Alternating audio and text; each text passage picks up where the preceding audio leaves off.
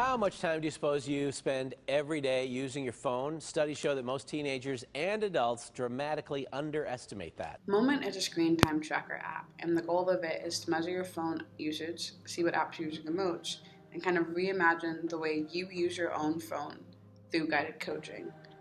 And kind of the highlights that they want to feature is to track how much you use your phone or tablet automatically. The app keeps track of what apps you use the most automatically. Changing with the coach to use your phone less, if that is your goal. It's not required. It logs how many times you pick up your phone each day. It breaks down each day to see when you're on your device and what apps you're using during that period. And it's supposed to be an invisible app. So once you set it up, and as long as the app is running in the background, you technically never have to open your phone again. Phone is basically my boredom box, so anytime I get really bored, that's the first thing I go to. When we personally had to use the app for class, I was a bit apprehensive because there are the kind of stereotypes with teens and millennials and Generation Z that we are always attached to our phone. We're attached to our technology, and we can't live without it. I'm so attached to my phone, it's almost embarrassing. Like, I never put it down ever. And so right now I'm going to focus on kind of when I did my self-reflection using the Moment app, my first 5 days, and you can kind of see my transformation.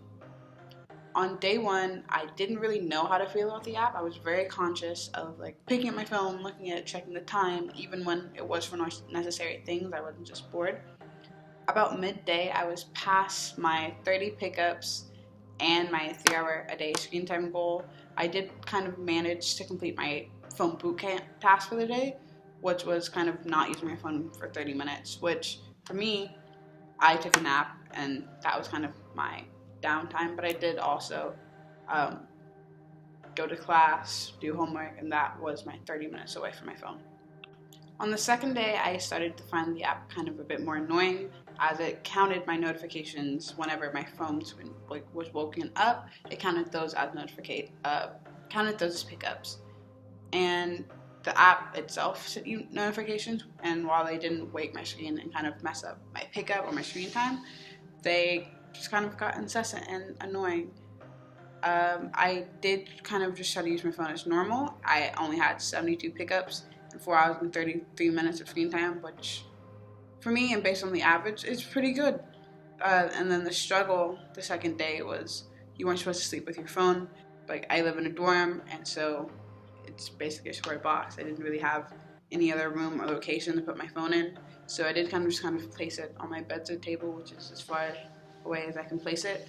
Day 3, I realized I had about an average of 80-ish pickups a day, but again, if you didn't count notifications pickups, my number would be a lot lower. I started doing better than I expected.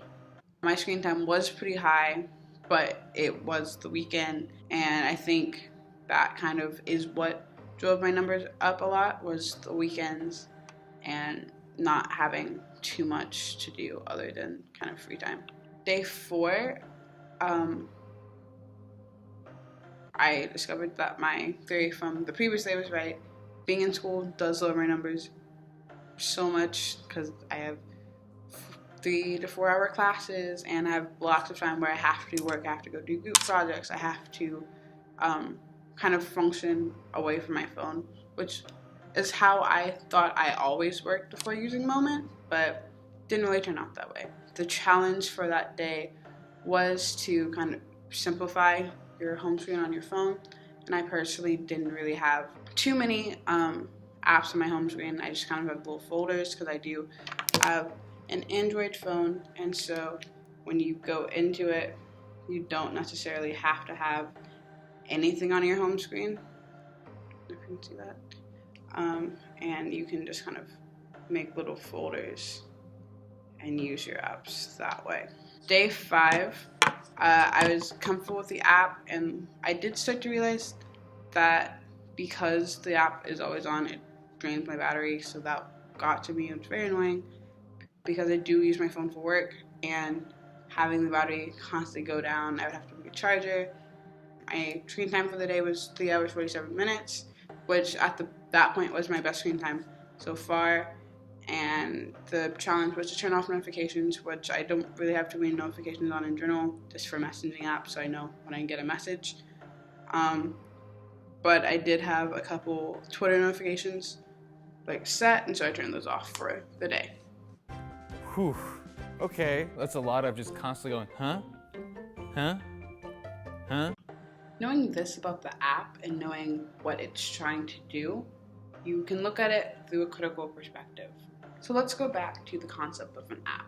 The mobile app industry creates billions of dollars each year, but somehow the majority of the apps are still free, and that's through ads and partnerships. And depending on how the company wants the app to function is how it will.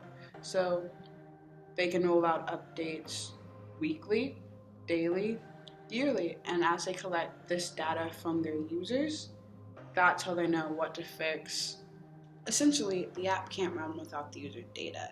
They can have an app, they can have this great concept, but if it doesn't work and if it doesn't benefit the consumers, then there's no real purpose and it stops there. If they want the company to thrive and keep making money, they have to change and have to update. In order to do this, they do have to collect data. That can be through people leaving reviews on the App Store, or it can be from asking the permission to track your usage, which Moment does do. The app allows you to just basically track your screen time, and the goal of it is to know how much you use your phone. However, it is a company behind it. There are people spending time and putting energy, so the app is not completely free. As we found out in class, you can only use the app to a certain extent, but if you fully want to get the experience and coach and use the training sessions to work on your own phone usage, you do have to pay for it. I think the lowest price you can pay is $7.99, and then you get at least the 14-day phone boot camp, which everyone in class took. I don't think so. I don't think so. I think it's gonna change what apps I spend time with on my phone. See, I would've called my friends, but my phone died. Shit. See, I would've called my girl, but my phone died. Shit. See, I just got the charge, then I called my sidekick, and he came through the crib. He just brought my side bitch, man. I would've called my friends, but my phone died. Shit. I would've called my mom, but my phone died. Shit. I should've called you back, but my phone died. Shit. I don't know what I be doing. Yeah, my phone died quick. I won't be going home.